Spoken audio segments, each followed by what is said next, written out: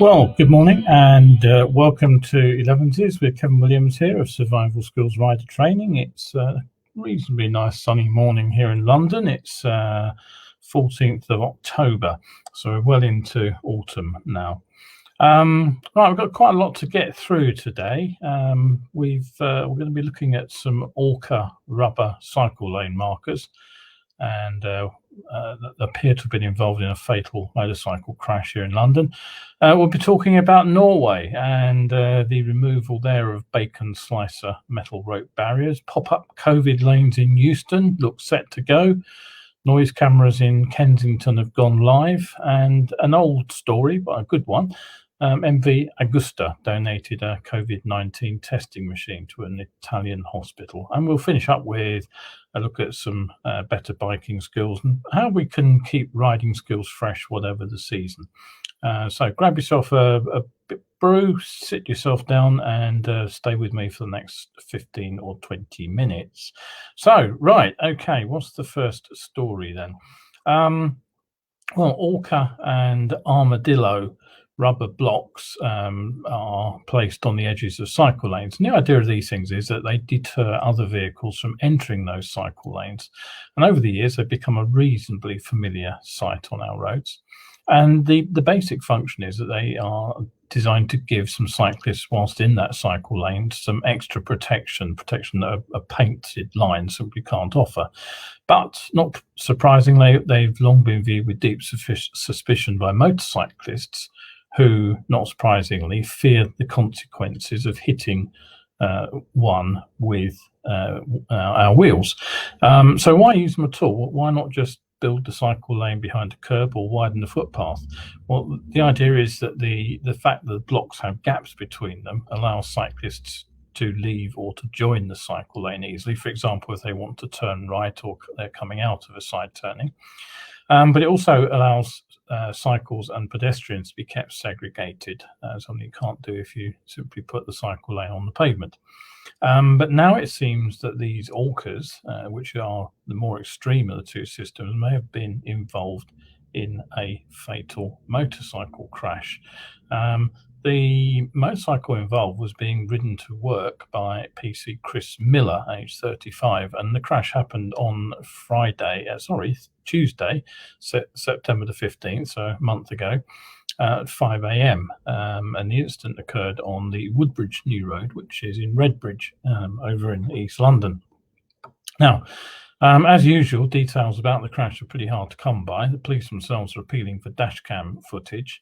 The incident's being described as collision, although no details of any other vehicle or road user have been released, which is normally the case if it involves another vehicle.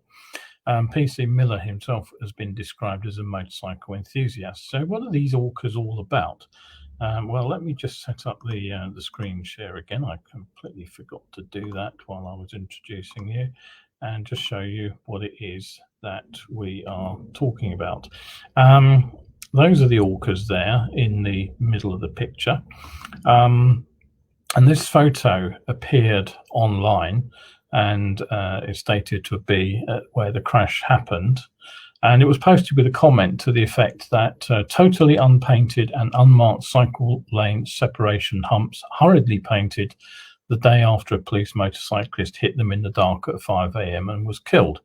Now, when new, the Orcas do have a paint pattern on them, but paint does tend to wear off, so it's quite possible that if those have been down there a number of years, that paint has vanished.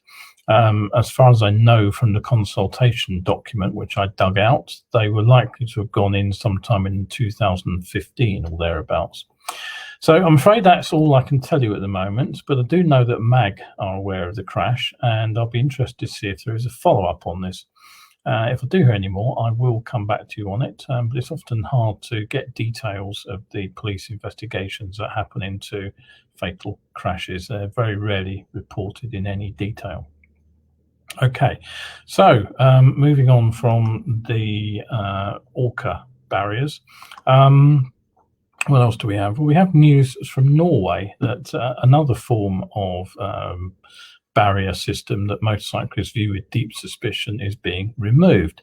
The Norwegian authorities are taking out 6 kilometers of wire rope barrier along a stretch of the E6 north of Oslo in Norway.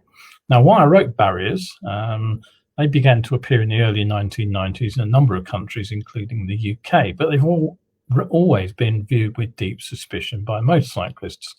The Norwegian Motorcycle Union press release on the matter describes them as the purest death trap for a motorcyclist who hits such a railing. That's a Google Translate version of the Norwegian original. Now, the reason that wire rope barriers came in the first place was because they had a superior ability to restrain HGVs and cars in a collision over the conventional metal Armco barriers that were in use at the time. When hit by a heavy truck, what tends to happen to the ordinary Armco is that it collapses and then the vehicle can pass over into the oncoming lane, and obviously bad things result from that. But perhaps less obvious is that the Armco tends to be too stiff when hit by a much lighter car. So what happens then is the car angles off into the barrier, but it bounces back again. So it ends up traveling back into the lane on the same carriageway, which also then results in a crash. So the big plus for these wire rope barriers is that they have a combination of flex and strength. They have the strength to stop heavy vehicles flattening them, therefore prevent the crossover crashes. But they also flex when they're hit by a car. So that what happens is instead of bouncing the car back, the car is actually brought to a halt alongside the barrier, which is a much safer result. Now, are they actually dangerous? Well, that's a very good question. Evidence from New Zealand, where they are in widespread use on the relatively few stretches of dual carriageway road in that country, suggests that more motorcyclists' lives have been saved by preventing the crossover crashes that used to happen on these roads than have been claimed by the barriers themselves. The evidence is somewhat mixed. The idea that these things act as bacon slices is more anecdotal than real, I suspect.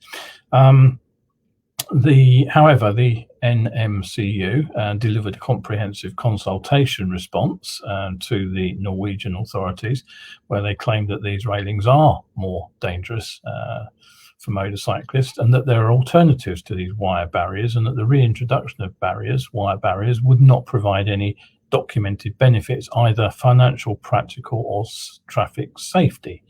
Now, as far as I understand it, the biggest problem for riders with all kinds of barriers, whether they are the wire rope barriers or whether they are the conventional steel Armco style barriers, is the supporting poles, which are nearly always left unprotected, rather than the barrier itself. And in fact, the Spanish government started a move within the EU quite a few years ago now, probably 12 or 15 years ago, to require all of the posts, the upright posts, to have motorcycle protection on them. And that was a move that was scuppered by a number of countries within the EU, including the United Kingdom, as it happens. So whatever the evidence, plus or minus, the fact is that motorcyclists continue to view these things negatively. The NMCU managed to get a freeze on the installation of barriers in 2006. They managed to stop a proposal to bring them back again and start adding new ones in 2016, I think that was. And what they managed to achieve earlier this year was for the extra cash which was allocated to the road maintenance budget in Norway during the COVID crisis to be used to remove the existing barriers. So officials say that work will begin later this month, removing the first 6 kilometre stretch of wire rope, and new funding in the new year will allow work to continue to remove the rest. So I have no doubt that campaigns around the world to get these things removed will no doubt be bolstered by the success of the Norwegians there. Okay, now just a reminder, my COVID friendly bike courses are still available. Why can't I get the picture to change? Hang on a minute. There we go. I'm still running practical on-road training courses, although at the moment all courses are now short notice, which is designed to ensure that we get the best of the nice weather that there is likely to be left. The start times will also be later from now on, which gives us a chance to get out onto some moderately dry roads with a bit of luck. But don't forget, if you want to learn online rather than actually out on the road, you can look into my online coaching sessions, and basically what that allows you to do is learn the same kind of material but from the comfort of your own home and in the warm. I can run those sessions pretty much any time you like, weekdays, weekends, daytime and evening, and you'll get the same kind of client-based training that Survival Skills has been well known for many years, but remotely. You tell me what you want, I'll set up the session. They're educational, they are convenient, and they are warm. So, right, okay.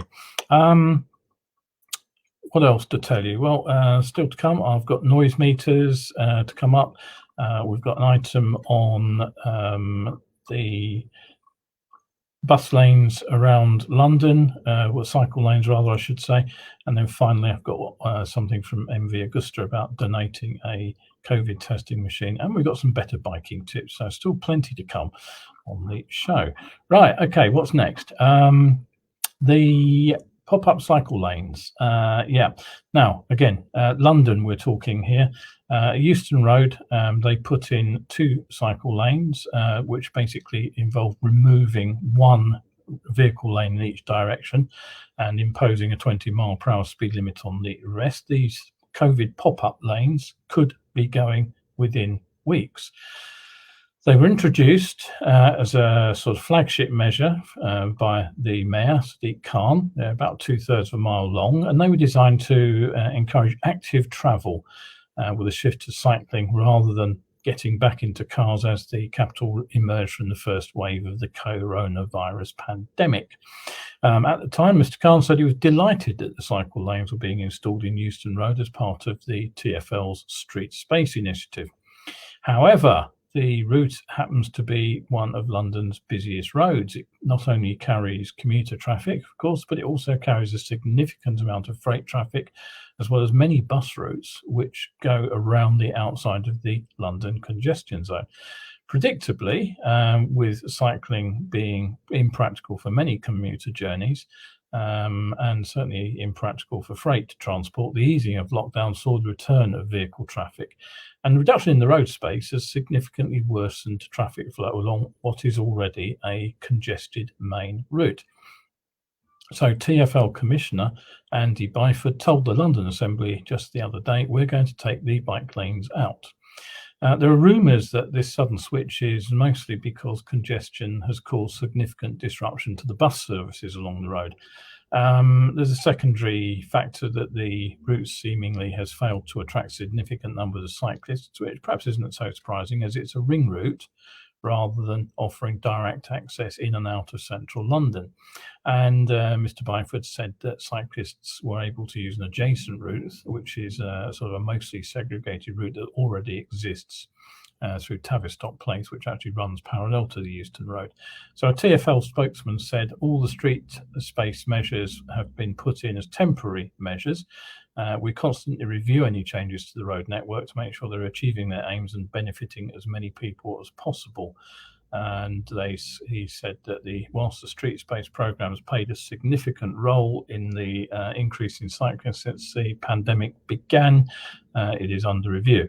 Right, so, okay, what's been the knock-on effect of this? Well, the immediate result was that people started calling for the removal of the equally unpopular Park Lane pop-up cycle lane. which has caused huge jams around the western edge of the congestion zone. And there has been a backlash generally against the active promotion of cycling and restrictions on motor vehicle use, which has led to a petition to government calling for all road closures, school streets, cycle lanes, and measures to create low traffic neighbourhoods to be axed immediately. I talked on a recent show about the sudden appearance of sort of planters and things as barriers blocking off roads. How much of this reversal will happen is open to question, and the cost of the entire scheme will remain to be seen. It took TfL contractors almost a month to install the bike lanes. It will be interesting to see how long it takes them to get them out again. Right, okay. Now, sorry for the somewhat London-centric news today, but what happens in the capital very often happens elsewhere fairly shortly afterwards.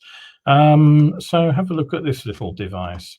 The pole there, you can just about make out the box on the pole. That's a noise camera, and the first noise cameras have now gone up in the capital here. These are designed to detect nuisance car exhausts, which have been illegally modified and exceed the current legal noise limit of 74 decibels. The cameras start recording video footage automatically in both directions when they detect engine sounds over 80 decibels. And the footage obtained is then scanned by law enforcement officers who will check the license plate of the vehicle that triggered the camera. The pilot scheme went live in Kensington, Chelsea on the 22nd of September, and the cameras were triggered more than 130 times in the first 11 days. One camera caught a car at 104 decibels, which is said to be a similar noise level to a passing helicopter, whilst a Range Rover on Sloane Street set off a camera at just under 100 decibels. That's pretty darn loud. It will fail noise tests at virtually every race circuit, I think, certainly for track days. The drivers of these vehicles have been issued with a warning, but they've been told that they could face a fine of up to £100 if caught again. Who do these cars belong to? Well, Daily Mail, and I stress I wouldn't place too much reliance on anything told by the Daily Mail, but they say that the problem is a combination of car cruising and modified sports cars which are flown over from the Middle East during the cooler UK summer. You're probably worrying about your bike triggering the camera. Well, the legal limit for a motorcycle right now is 82 to 86 decibels, depending on the motorcycle involved. So that would set the cameras off, but it does seem that right now that target is for cars for the moment. Keep an eye on this story because I'm sure things will change. What else? Well, here's a story from April.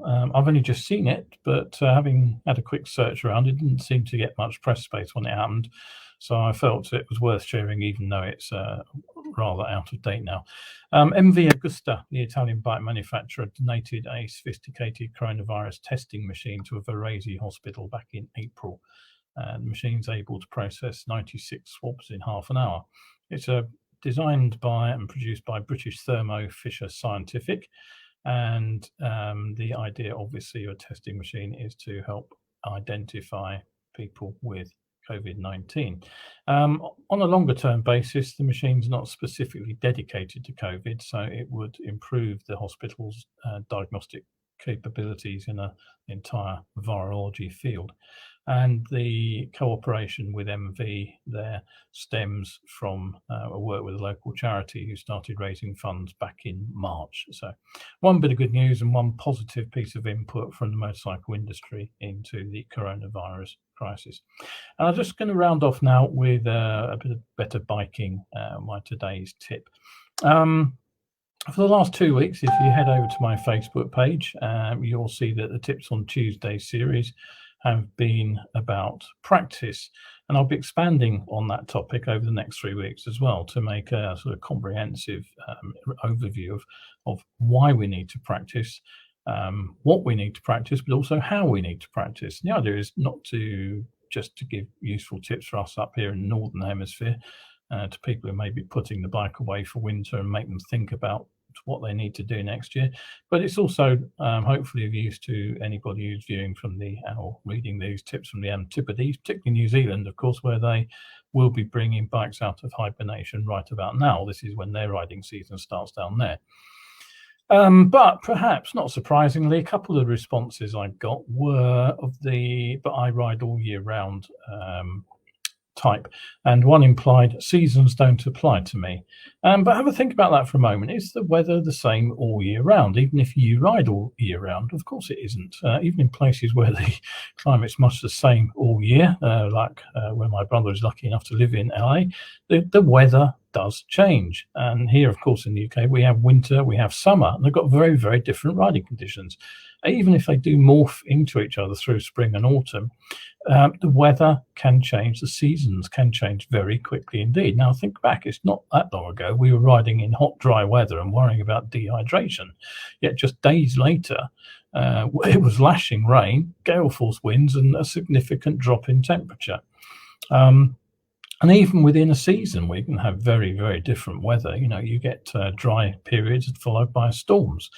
And it does affect the way we ride. I personally, I recall a bike trip to the Alsace I did some years ago with one of the riding groups. And remarkably, I hadn't actually ridden in the rain for 3 months, despite working as a full-time instructor.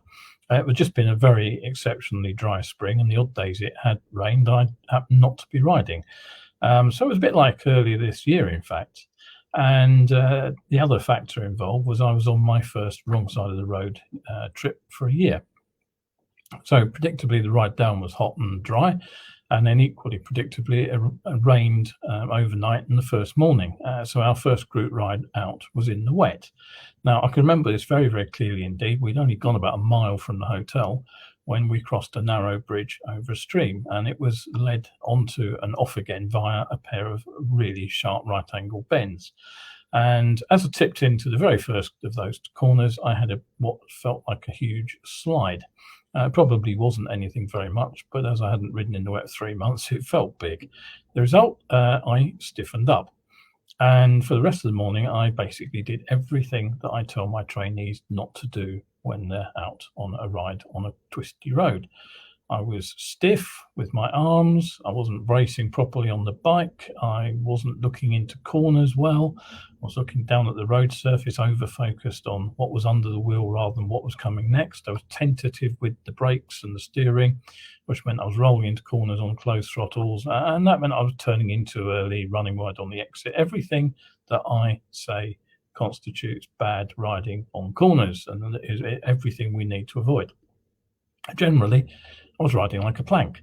And it was so obvious that John, one of my buddies on this ride, he came over at the lunch stop and he said, "What's wrong?" He said, "You're not riding nearly as well as normal."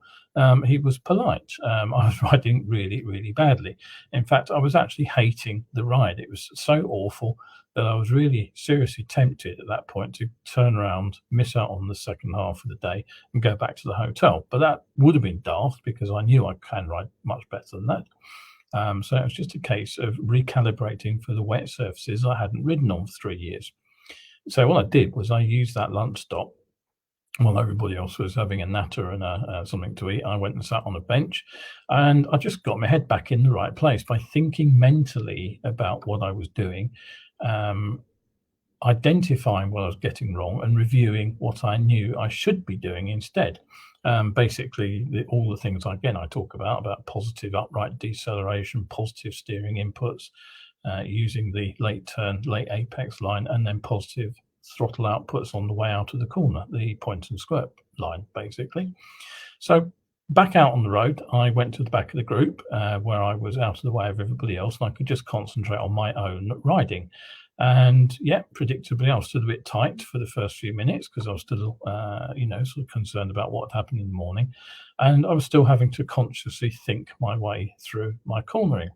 But the important thing to understand here is as soon as I started to get things right rather than wrong, the tenseness vanished And as soon as that I got the tenseness went, the riding became smooth and flowing again. Literally within minutes, and certainly by the end of that afternoon session, I was thoroughly enjoying the ride, even though we were still on wet roads. Once again, the improvement in my riding was very obvious, and John came over again and he said, "What happened?" It was like somebody flipped a switch. But that is exactly what had happened. I had flipped a mental switch to deal with the changing conditions. And so that's actually what we have to do as changing conditions ride. We don't just adapt by instinct. We have to be ready to adapt. We have to know how to adapt. And that's where practice comes in. It's all about understanding how riding conditions change as we go through the year. So, there is no such thing as an all-year rider.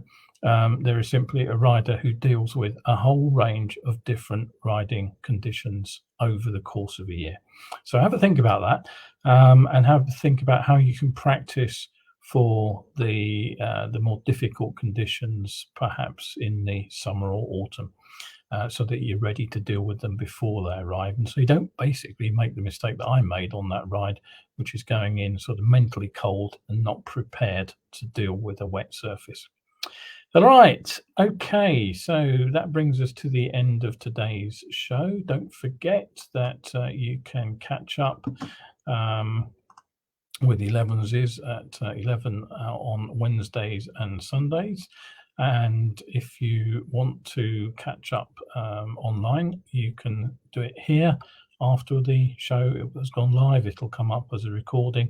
And you can also head over to YouTube, or you can come over to my Ko-fi page, and you can find it over there too. And you can also support me via Ko-fi and get access to my supporter and subscriber content over there. So once again, thank you very much indeed for watching 11s. This is Kevin Williams here, signing off till Sunday. Bye for now.